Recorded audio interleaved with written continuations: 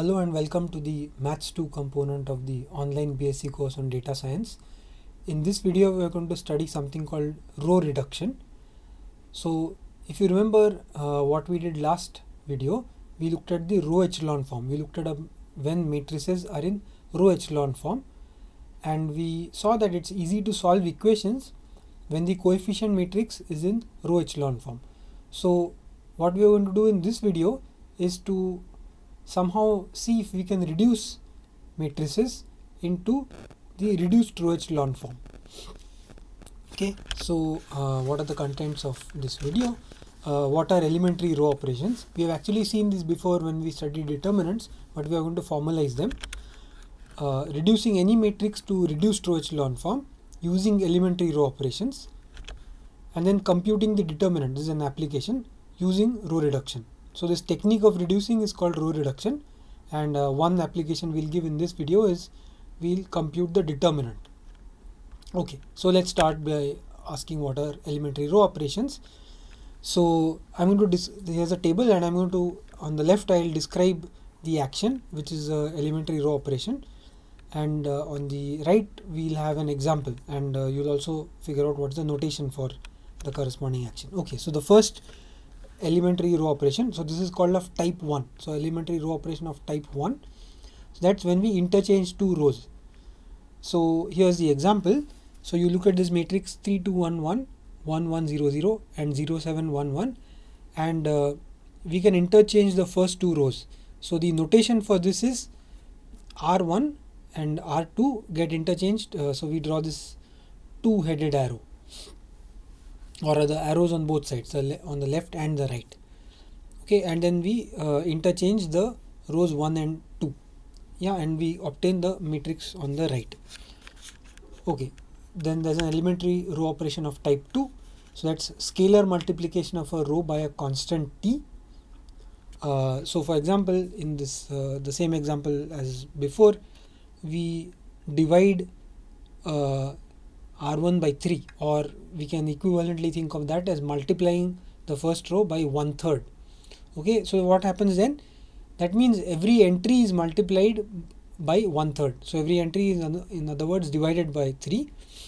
So the other rows remain the same, and the first row becomes 1, 2/3, 1/3 and 1/3. Okay, and then we have the elementary row operation of type 3, that's adding multiples of one row to another. Okay, so here's an example. So here we subtract 3 times R2 from R1. Okay, so the important part in this notation is to remember that the first row, meaning the row which occurs first in this notation, is the one which is being changed. So this is written as R1 minus 3R2. That means we have changed the first row by subtracting 3 times the entries of the second row to it. Okay, so if you do that, what happens? The second and third row remain the same, and the first row is changed to 0, minus 1. Why minus 1? Because we get 2 minus 3. 1. Why 1? Because we get 1 minus 3 times 0. And again 1, because again 1 minus 3 times 0. Okay, so I hope this is clear. We have already seen this in determinants, and we saw that something special happens for determinants. We'll recall that later. Okay, so let's see what the elementary row operations are useful for. So there's a process by which we can use elementary row operations and reduce any matrix to the reduced row echelon form. And I mean, there's a very particular way of doing this, so I'm going to describe this algorithm. Okay, again we have on the left I'll describe the action, and on the right I'll describe via an example, and we'll use the same notation that we used for the elementary row operations. Okay, so the first thing we do is find the leftmost non-zero column. So the leftmost non-zero column is the column 3 1 0, namely the first column. Okay, so the next thing we do is use elementary row operations to get 1 in the top position of that column. So how do I do that? So in this case, in the example, I have a 3 in the 1 1 place. So I can just divide the entire row by 3, right. I can divide the first row by 3 or multiply the first row by 1/3. So this is an elementary row operation of type 2. Yeah, so I can use an elementary row operation of type 2 provided the 1 1 entry is non-zero and get a 1 in that place. Okay, so here if we do that, this is exactly the example that we saw in the previous slide. Suppose now instead of this my first row happens to be 0, meaning the 1 1 entry happens to be 0, not the first row, but the 1 1 entry happens to be 0. Then I can't multiply by anything to get a 1 over there. So then what I do is I will interchange the first row with some other row, where that first entry in that row is going to be non-zero. And how do I know that there is an entry like that which is non-zero? That's because this was the leftmost non-zero column. So somewhere there must be a non-zero entry. Okay. So if the 1 1 entry is 0, you can interchange and get a non-zero entry over there. So in our example we don't need to do that, but otherwise you can get a non-zero entry and then you can multiply to make it 1. Okay. So use elementary row operations to get 1 in the top position of that column. So then once we get a 1 in that column, in that position, use elementary row operations and of type 3. So you can use that 1 and subtract out the correct multiples and get zeros in the entries which are below that 1. Okay. So in this case we can subtract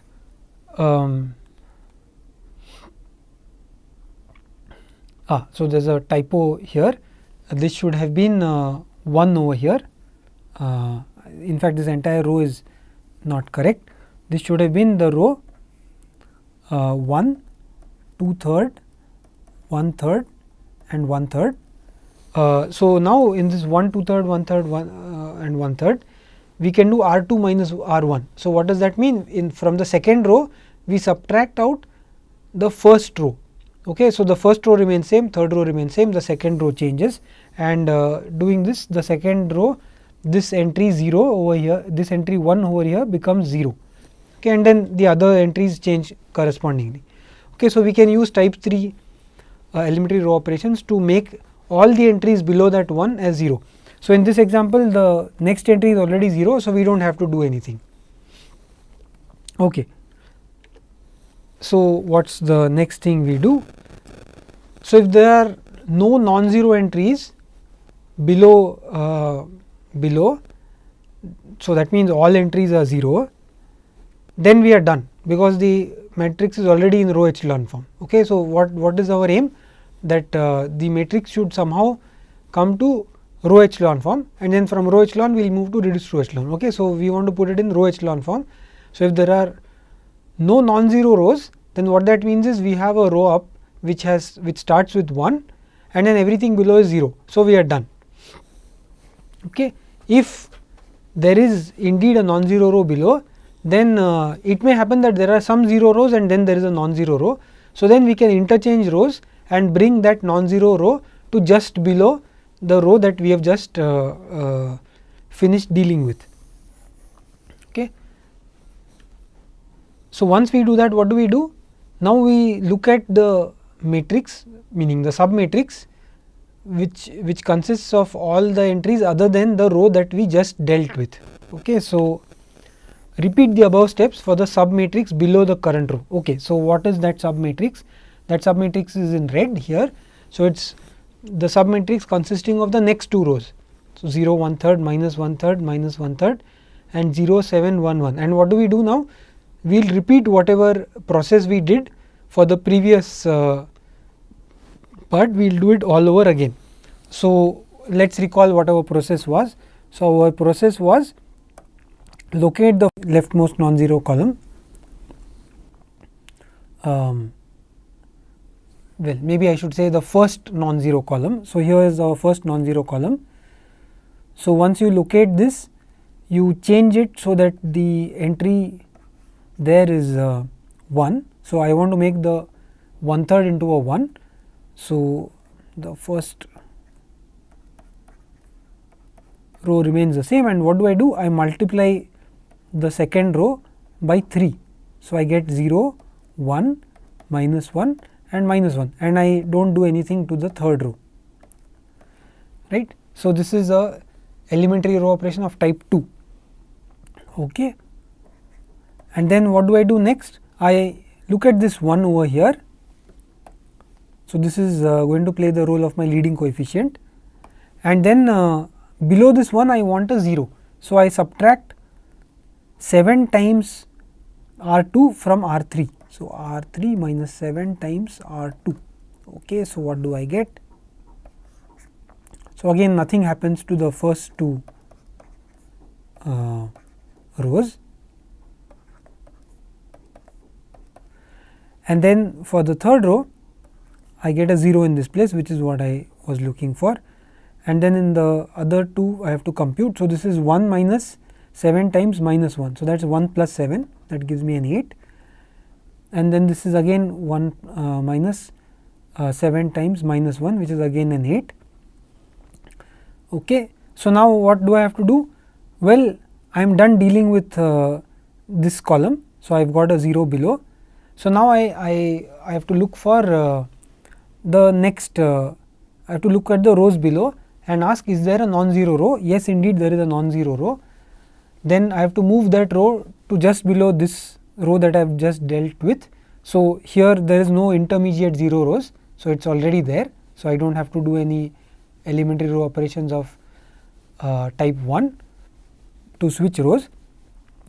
So, then within this I look for the first within this sub matrix. So, what sub matrix do I have now? So, I have this sub matrix. So, within this sub matrix I look for the first non-zero column. Well, that is the third column, and then within that column I try to get a 1 in the first possible place. So, in this case I have to multiply by 1/8, or that is divide by 8. So, I do R 3 by 8, and what do I get? I get 1, 2/3, 1/3, 1/3, no change in the first row, 0, 1, minus 1, minus 1, no change in the second row, and then in the third row I have 0, 0, 1, 1. Okay. So, using elementary row operations I have changed my matrix into a matrix which is in row echelon form. Yeah, this matrix is in row echelon form. Why is it in row echelon form? Because if you look at each row, then the leading entry, the first non-zero entry is a 1, sure, that is the case, 1, 1, 1. Then if you look at the leading entry, so look at the corresponding column. So, the column, it is for the third row, let us say it is in this column. Then if I look at the previous row, it is on the left. So, that is fine. So, we are going in the descending this way, right, we are going descending this way, that is what we want when we have row echelon form. Okay. So, and if there are 0 rows, they have to be below the non-zero rows. So, here there is no 0 row, so we are good. Yeah. So, this is indeed in row echelon form. Okay. So, now how do we reduce this further to reduced row echelon form? So, here is the matrix. We will assume that we have our matrix is already in row echelon form, and then we will describe how to reduce it to reduced row echelon form. So, here is the example that we were just doing. So, 1, 2/3, 1/3, 1/3, 0, 1, minus 1, minus 1, 0, 0, 1, 1. Okay. So, what is the action we have to take? Take the columns containing a 1 in the leading position of some row. So, they are the highlighted columns, the first column, the second column and the third column, and then using the ones, the leading terms, the leading ones, use elementary row operations of type 3 to make everything above that 1 into 0. Okay. So, we have done it for below. So, now we can do it for above. So, here there is a small trick. You can really do it for any column, but we have to choose which column to go with first and then which column to go with next. So, it is always best to start from the extreme right. So, you start with the third column. So, for the third column, what do? We use this 1 over here, this 1 over here, sorry, I should rather say we use this 1 over here and make the entries above that 1 into 0. How do I do that? So, I do R2 plus R3. So, yeah, there is a typo here, this should have been R2 plus R3.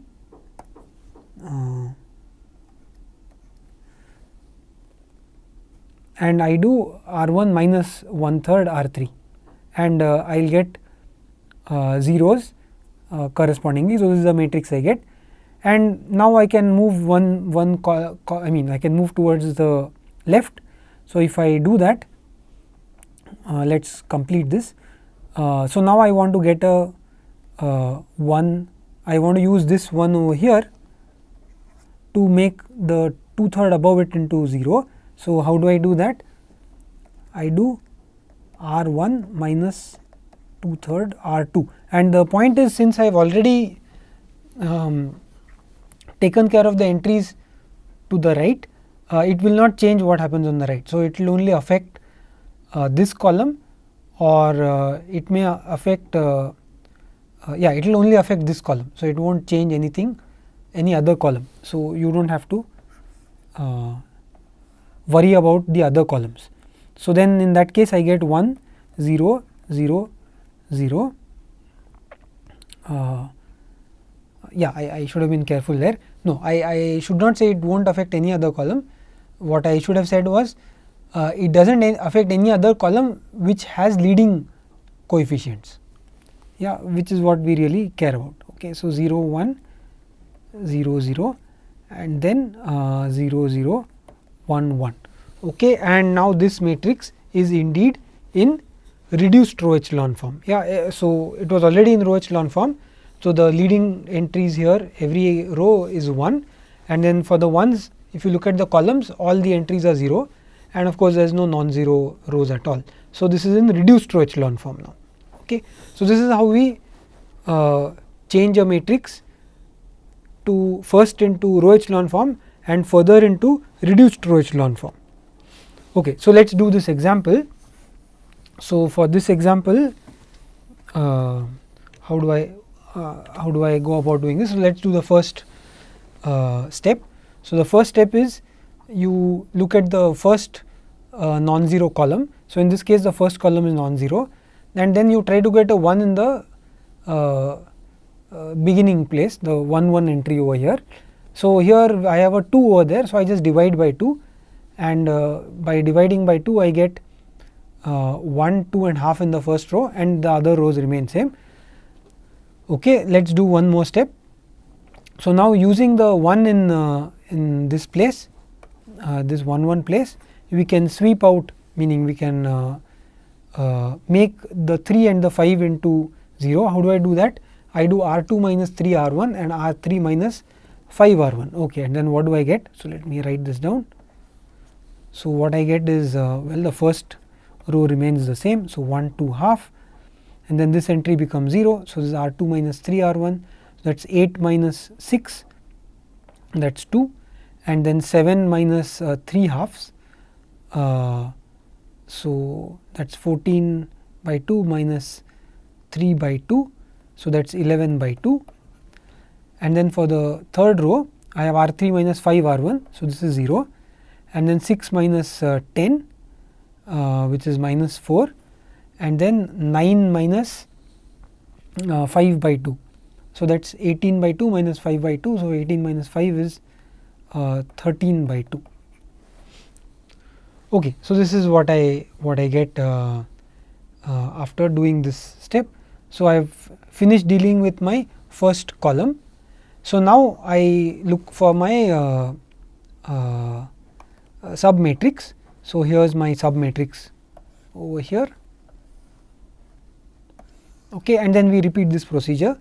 So if you repeat this procedure, what do we get? What we get is, look at the first non-zero column. So for the first non-zero column, which one is that? That is the column, the 2 minus 4 column. So what do? I try to get a 1 in the first place. How do I do that? I do that by doing R2 by 2.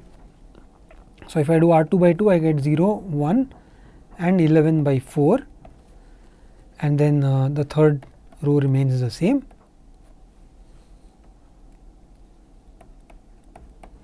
Okay, and then what should I do? I should use this 1 and try to get a 0 below it, right. So, I should use the 1 and get a 0 below. So, I should make that minus 4 into 0. So, how do I do that?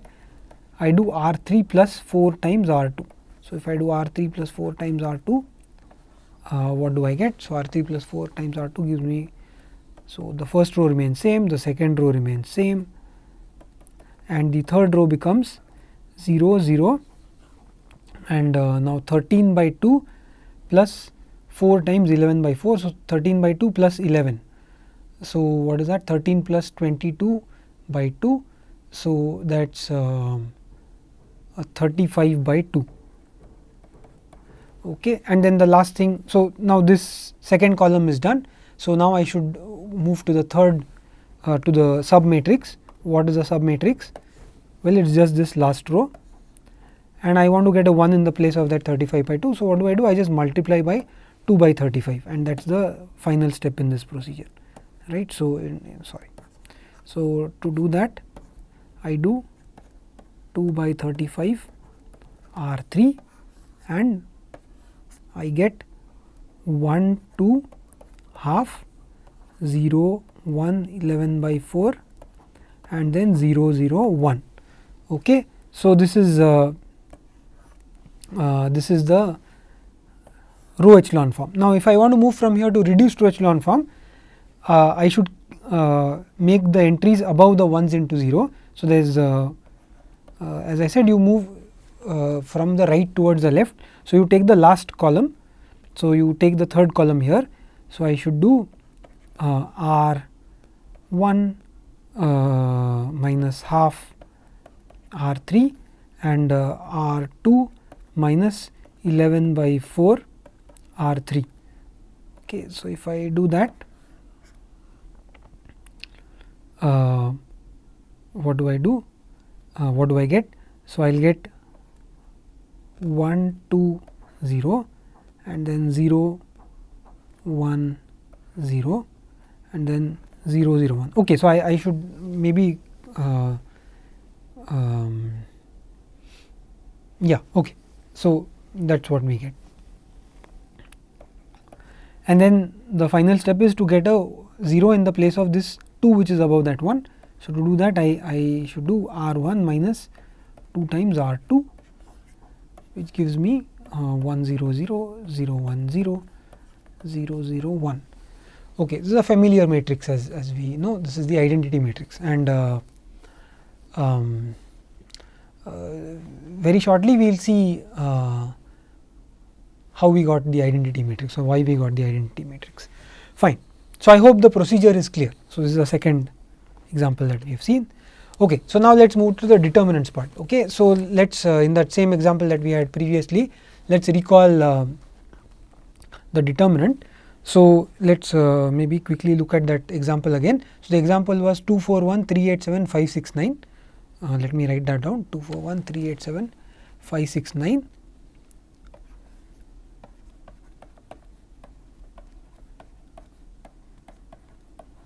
Okay. And you can check we had actually done this example in the determinants video, and you can check that if you use the definition of the determinant, then you get a 70. We did this example. So, I am not going over this in detail again, but you can check the computation if you feel you want to recall what the determinant was. Okay. So, keep this in mind. Okay. So, now let us recall also from the determinants lecture that we studied what was the effect of elementary row operations on determinants.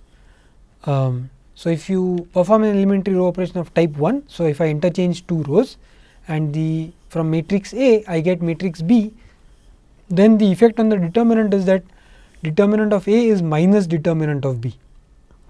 Okay. And then if I divide a matrix, a particular row of the matrix A by C, then determinant of A is C times determinant of B. Okay. So, if you divide by C, determinant of A is C times determinant of B. Okay, and then the type 3 elementary row operation was where we added a multiple of one row to another, and in that case the determinant remained unchanged. Yeah, these were properties we stated in the determinants lecture. Okay, so now let us see how we can use this method of row reduction to calculate the determinant. Okay, so for a square matrix A, row reducing A into row echelon form produces an upper triangular matrix. Okay, so if you remember the definition of the row echelon form, remember the ones are going like this, right. So, that means if you have a square matrix, that the ones must be either on the diagonal or above the diagonal, and everything below the ones is 0. So, that means this matrix is in upper triangular matrix. Okay, so, on the diagonal you have either ones or zeros. Yeah, either you have all of the ones or you have a few zeros. Fine. So, what is why are we saying this? So, the point of this statement is that, remember that for an upper triangular matrix, the determinant is given by the product of the diagonal entries. Okay, this was again something we saw in the determinants video, and now we will use this to great effect by this row reduction technique. Okay. So, now let us determine how to find determinants via row reduction. So, you have a square matrix A, row reduce it into row echelon form. If the diagonal entries of the reduced matrix contain a 0, then its determinant is 0, determinant of A is 0. Yeah, so you do not have to do any computations at all, it is already 0. And how do I get this? Well, you can trace back along the elementary row operations. We know how the determinant changes, and it either remains the same, or it gets multiplied by some constant, or it picks up a minus sign. So, if your final determinant is 0, then your beginning determinant is also going to be 0, that is why it must be 0. And if the other option is that the diagonal entries are all 1, and if they are all 1, then we know that determinant, and then we can trace back through the operations that we have done and find the determinant. Okay. So, let us see an example. Well, here is the example that we did earlier in the video. So, here was our matrix A 2 4 1 3 8 7 5 6 9, and remember that we said that this determinant is 70. So, we know that determinant of A is actually 70. This was explicitly computed from the determinants video. Okay, now let us use this procedure and see from here how do we get the determinant of A. Okay, so let us compute let us start from here. So, the determinant over here is 1. Why? Product of diagonal entries, it is an upper triangular matrix. So, notice that I do not have to go all the way till reduced row echelon form, I can stop at the row echelon form. Okay, so how do I move to this? Well, so I have divided this by 35 by 2. So, this determinant is 35 by 2. Well, we can also get this by multiplying by the diagonal entries, because it is again upper triangular. Okay. So, what is this determinant? Well, how did we go from here to here? We went by an elementary operation of type 3. So, it does not change your determinant. So, this is still 35 by 2. How did we go from here to here? Well, we divided by 2. So, this is going to be 2 times 35 by 2, which is 35. So, the determinant of this matrix is 35. You can check this by the way by explicitly computing. How did we go from here to here? Elementary operations of type 3, they do not change your determinant. So, this is still 35, and how did we go from here to here? We divided by 2. So, the determinant here must be 35 multiplied by 2, and that is indeed 70. Okay. That is what we described on the previous slide, and this is an example of the same.